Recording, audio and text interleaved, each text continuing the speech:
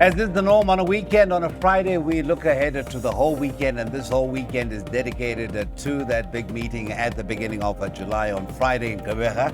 We've got my best shot who's been supplemented into the race. Let's hope for the lovers of PE racing, whom are growing by the day. It is going to be a dream come true. And of course, Saturday we have got the Cup Trial, but the Gold Challenge takes the center stage. So without further ado, we are going to go to our man who seems to have this knack of hitting what is impossible to hit regularly, and that is the bar and the post. That is Len Mayhew. But this week is all going to change. Len, a very good morning to you. Thank you for joining us. Good morning, Cecil. Yes, well, let's just hope tomorrow we can crack something. Hasn't been easy recently. Starting off with the Bipot, the second race. It's a competitive start to the Bipot, but I'm going to be siding with the Haarveld Visitor +4. Although he hasn't won over a mile yet, he runs on nicely over the 1450, so I don't see any reason why he shouldn't see out the 1600. Then you've got a horse like Rich Folks Hoax. He was disappointing last time, but he's gone from a 12 to over to the 1600, which will suit him better. And he has been fitted with the blinkers, so this could make a difference to him. There are a couple of others. So for the Bipot, I'm including numbers 1, 3, 5, and 7. 1, 3, 5, and 7 for Len in that first leg of the Bipot. That'll be an outlay of 216 Rand. And race number 2, the second of 10, gets underway at 13:40. 20 minutes to 2 is when the business of exotics really gets underway.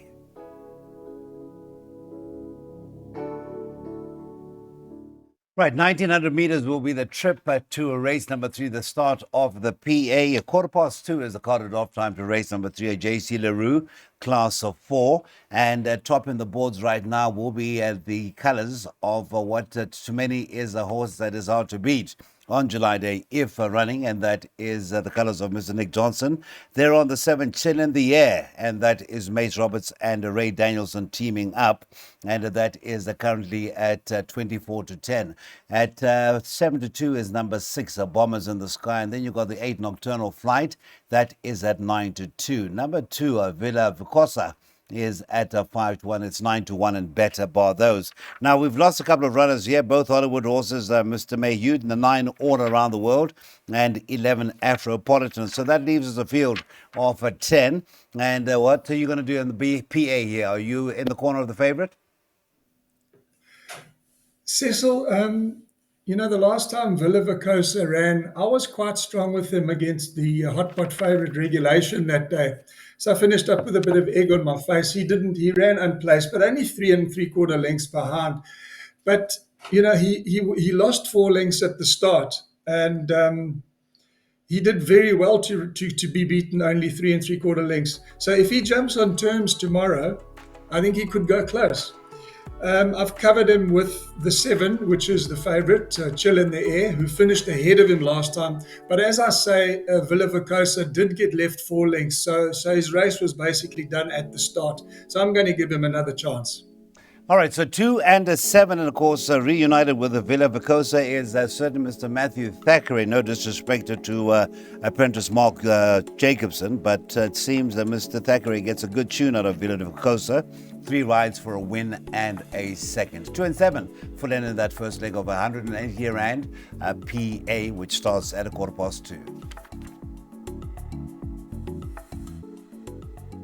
As was the case with race number 3, it is a class 4 that will see the start of the Pick 6.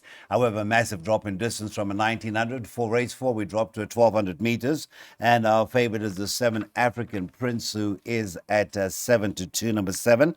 That is JP, Justin Snaith, and amongst others, Greg Bortz and Gina Goldsmith, the ownership of what is a one-time winner from 8 outings. Number 1, a Vibe SA, is at 9-2. It's 5-1 about the 9, and that is Isquishiquishi.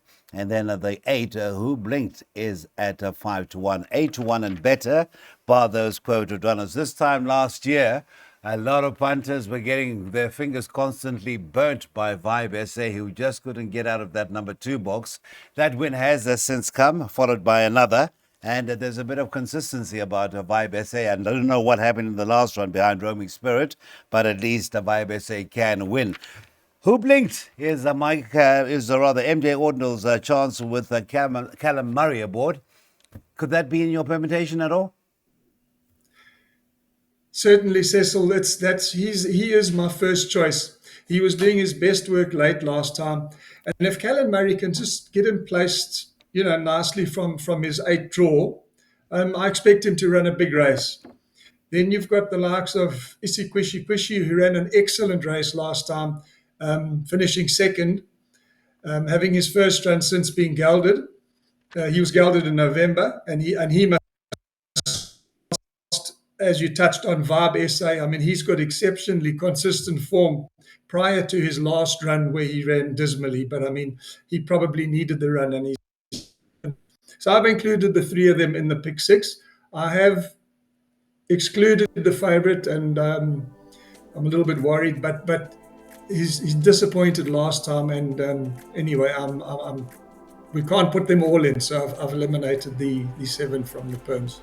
Fortune favors the brave. Len 1, 8, and 9 are the numbers. That is Vibe SA. A2 blinked, and the 9 is Kwishi. Should hopefully see us through that first leg of the pick six, and things are definitely due to take a turn for the better, and this could be the day. That is Saturday at Hollywood Betsgrave. We were certainly treated to some wonderful 2-year-old grade one action last week at Hollywood Bets Scottsville, and we're now into that 2-year-old segment as far as the Hollywood Bets Greyville card goes tomorrow. And it starts with the Richmond Debonair Stakes. It's listed over the 1,400 meters. And here we've got once raced, and it was a win first time out in colors that are so popular as far as the visibility in every province now. And those are the colors of Mr. Peter J. Moore. They're on Educator for Dean Canamere and Craig Zaki, and that is your current favorite at around 12 to 10. Right, looking elsewhere, you've got 4 to 1 about the likes of the 3 Quick Step Gal, and the 4 Little Miss Splendid also at 4 to 1. It's 11 to 2 and better, bar those quoted runners. Well, one thing that can't be in doubt, Len, is that the unraced horses coming through from the Canamere stable are certainly leaving an indelible mark first time out. Yes, absolutely, Cecil. And look, we need bankers. So this was Educator when she won on debut. I mean, she was slowly away and gave start and raced a little bit green. And she just picked off her opponents at will. So she looks to be well above average. Obviously, I've got to respect the 3-horse Quick Step Gal. She's won her last 2 over sprint distances. She's now going over the 14. And that's the reason I'm going with Educator. I like to go with a filly that's won over the distance, and you know that she will see it out. Whereas there's always question marks with the others until they've actually tried the distance. So I'm banking Educator in all perms. I think we will follow likewise. Banker, the one in leg 2 of the pick six and leg 1 of jackpot 1. Remember, it's a 10-race program, so we'll only get into that second jackpot when we get to race number 7. The outlay to that first jackpot is 270 Rand. Hollywood Bets Sharks Great Crasher Stakes are listed over the 1,400 meters. There will be race number 6 on the card. This is leg 3 of the pick six. And as far as race 6 is concerned, 11 runners carded. Another 2-year-old event. And here we've got number 8, Whispering Death, looking for 3 wins on the bounce and 3 wins from 4 outings. In total is your current favorite at around 22 to 10. Now the 6, and that is Malmesbury Missile, is at 3 to 1, 5 to 1 rather, is a 1. Tenjiku, it is 13 to 2 and better bar those. Tenjiku once had the beating of the 8 Whispering Death, who was just being introduced to racing then. Whispering Death has won in some very mesmerizing style since then. And of course, we expect a closer contest, if not maybe a reversal of events when they meet on Saturday. Len or Maya off the mark here. But Vikings Revenge looks the best of your local lot. Yes, Cecil, no, you're not off the mark there. I agree with you. It's a very competitive field with a number of runners having chances. But I do like the look of the 1-horse Tenjuku. He's improving with each and every run. And with his front running tactics, he could be difficult to catch. Possibility of a form reversal with Whispering Death, but he has beaten Whispering Death before. But and you know he might just win again. Then you've got Viking Reward, who was a very impressive winner of his debut. We don't know how good he is, so I've included quite a few in the Pick Six and jackpot here. Yes, I'm looking at. Sorry, Len. All right, so looking at my apologies to Len, 1, 2, 6, 8, and 9. I thought he had finished. My humblest apologies. He suggested an exacta box, and he said he had included quite a few in the pick 6 in leg number 3. 1, 2, 6, 8, and 9. My humblest apologies to Len there. I really thought he had finished his summation of race number 6. I hope he can hear my apology. But I think the best way I can apologize is by saying the King is back. That is Len on the line. And also Dave the King, back to our Defender's Crown, the Gold Challenge. I always recall looking at television visuals coming through from Hollywood Bet's Greyville Parade Ring. And something that really just jumped out of the screen at me was the way they had Dave the King turned out. The famous dapples that Neil Pretorius always makes reference to were really, really, really sort of hard to miss. Can Dave the King do it again? I think as far as the ratings and the handicap, hasn't really been thoroughly or severely punished since that last win. Yes, Cecil, he's definitely my first choice. He looks like he's come right back to his very best, and he's certainly going to be the one to beat. I do respect Oriental Charm, and although he's probably having his prep run for the July, they're both front runners, and as long as they don't cut each other's throats out front, because that could pave the way for something else running on. I would say that Dave the King is certainly the one to beat in the challenge. You've heard it from Mr. Mayhew there, Dave. The King does look hard to oppose as far as defending that crown, the Gold Challenge. Last year, actually won the Gold Challenge and then went on to round off the Grade 1 section, in fact, the season, by winning the Grade 1 Champions Cup on a Gold Cup night. So that is the 2, looking for win number 8 from 25 outings. Of course, we are all excited about the presence of the World Pool Day on our shores. It is at Hollywood Bets Greyville that we have the World Pools Day. And race number 8 is the Hong Kong Jockey Club World Pool Stakes, a Grade 2 over the 1,400 meters. And it's a renewal of rivalries between the 2 and the 3. And unfortunately, the latter is got a £3 disadvantage on their last meeting. Glenn will tell us more. But just having a look at the betting for that 8th race on the card. Last chance to get involved in a pick 3. And your favorite is the 9, Be Merry, from the Snake Stable. That is at 9-2. 9-2 co-favorite of the 8, Call Me Gatrix. And then the 3, So Hot So What, is at 13-2, along with the arrival. That is the 2, Bevy's Delight. It's 8-1 and better bar those. The 12, Summer Lily, would have been a good backup for the 9, Be Merry, is a scratcher. Now, Len, take us to what should be a fascinating race number 8 here. Looking at the weights, obviously, So Hot So What is 3 kgs worse off in their last meeting, but will that be a major factor? Cecil, this is a very competitive field of fillies, and it's not easy to find the winner. Yes, on their last run, I think Bevy's Delight should confirm the form with So Hot So What. But I mean, she came out after that and she was a very impressive winner. So she's improving all the while. So I wouldn't put my head on a block about that. But it's very open, and I've gone for 5 horses in the PA, 2, 3, 8, 9, and 10. 2, 3, 8, 9, and 10, and that again will be the exacta box suggested by Len. I think with the World Pool Stakes around, I think these exotics that are being suggested by Len worth taking note of, because you get on the right side of them, you could be in a very, very, very happy position indeed. Scratches the 12, Summer Lily. That's race 8. A reminder, last pick 3 getting underway there.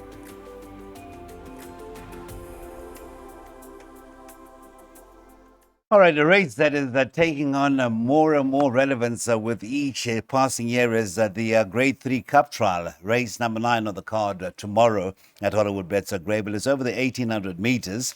And unfortunately, if there was a chance of some sort of history being made, that will not be the case because the stable that has won at the last 2 renewals and gone on to win at the July with the same horse does not have a representation, and that is the James Crawford stable, because one Pomodora's Jet, unfortunately, news has come through this morning, has been scratched. Was last on the log of the automatic qualifications the last time I looked at that log.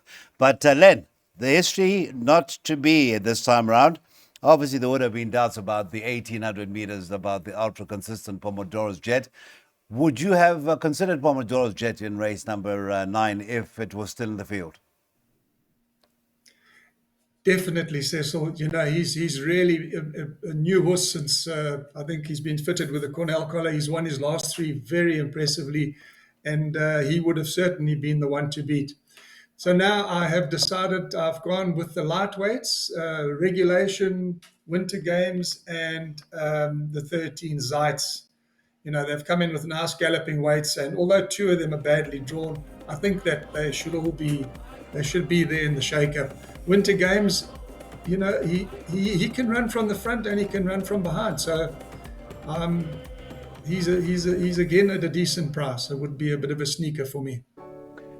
Last time we didn't take his word, and the Winter Games came and won and had been backed throughout the morning into a 9-2 SP. Let us not let it run on its own, or is it a case of missing the wedding? Are we going to go to the funeral? But certainly Winter Games, model of consistency. That is the trifecta suggested by Len. Float the 4 with 2, 5, 9, 10, 12, and 13. And if you're just joining us, a reminder that the one Pomodora's Jet has been a recent scratching. It sounds like a stuck record, but it is quite a trappy way to bring the curtain down on what should be a good afternoon's racing at Hollywood Bets Grable. That is Saturday, the 7th of June 2025. We have a jockey change, and that is Mr. Muzi Yeni picking up the run. In fact, that was the preceding race, but it is scratching, and that is the 6th Golden Chandelier. So Muzi Yeni, just an update, 8 Madison Valley in race number 9. That is now his chance ride, and the scratching race 10 is Golden Chandelier. Right, it's favorite number 4, Tara Star. Mr. Mayhew is at 3-1, and then you got 7-2 about the 7 Yui Yui, and then the 10 Gaelic Dancer.